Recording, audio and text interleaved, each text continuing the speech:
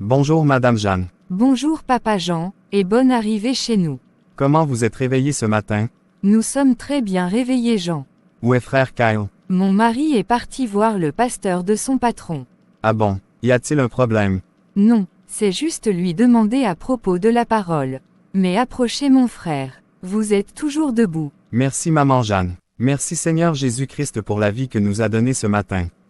J'abandonne ton œuvre entre tes mains, bénis tous tes enfants Seigneur, sauve les âmes perdues. Fais descendre ton Saint-Esprit sur moi afin que je te serve dans la vérité. Tiens-moi par ta puissante main. Ne me laisse pas seul, divin Maître, mais sois toujours avec moi chaque jour. Comme David a dit, l'Éternel est mon berger, je ne manquerai de rien.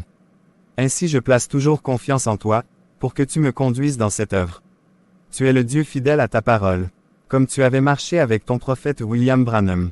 Je crois que tu es avec moi Seigneur. Je me reconsacre à toi pour une œuvre puissante. Au nom du Seigneur Jésus-Christ notre Sauveur. Amen. Shalom cher pasteur. Shalom Kyle. Comment vous êtes réveillé avec ta femme Jeanne?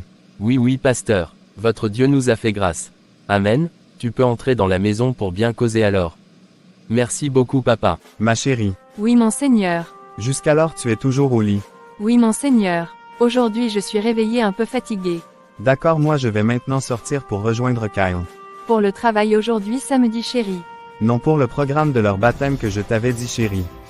D'accord Monseigneur. Il y a une joie au ciel lorsqu'une âme se convertit pour Dieu.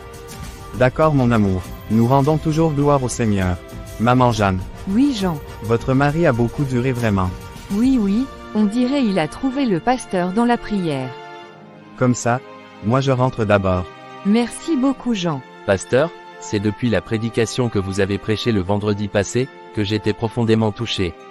Je suis un pécheur comme vous me voyez. Je ne connaissais même pas qu'il y a un Dieu. C'est ainsi que je suis venu vous voir. Afin que vous me disiez ce que je dois faire pour être chrétien. Merci beaucoup pour cette soif que vous avez d'être chrétien. Il n'y a que les enfants de Dieu qui sont touchés par la parole de Dieu. Et quand nous regardons dans la Bible, la voie que Dieu avait frayée pour qu'un pécheur devienne chrétien. Lorsque le Saint-Esprit était descendu à la Pentecôte, les hommes pécheurs comme toi, commencèrent à se moquer des disciples. C'est alors que Pierre se leva rempli du Saint-Esprit, et prêcha un sermon puissant qui avait converti 3000 personnes. Dans Actes 2h37, la Bible dit: Après avoir entendu ce discours, ils eurent le cœur vivement touché. Vous devez avoir un cœur touché. Être sincère Kyle, pas croire par hypocrisie pour convaincre le cœur de ton patron, mais être très sincère avec Dieu. Oui pasteur, j'en suis vivement touché. Et comme tu es touché, nous allons maintenant descendre pour te baptiser, car après que tu es touché, ce qui doit suivre, c'est obligatoirement se faire baptiser. Tu acceptes pour que j'aille te baptiser du baptême chrétien? Oui pasteur. Kyle. Oui pasteur. Aujourd'hui c'est ton jour. Tu as longtemps joué dans le monde. Tu as beaucoup servi le diable. Mais la voix de Dieu a touché ton cœur.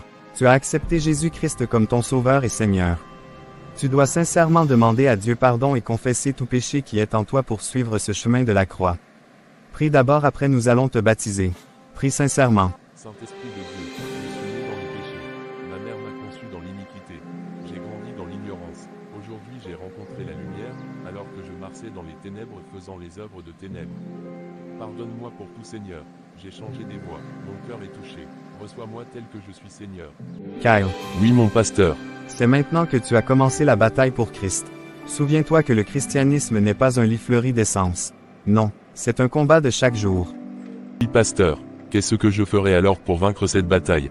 Tu vas venir à l'église, chaque jour qu'il y a culte. Tu vas commencer à lire la Bible chaque jour à la maison et prier Dieu pour bien croître en esprit.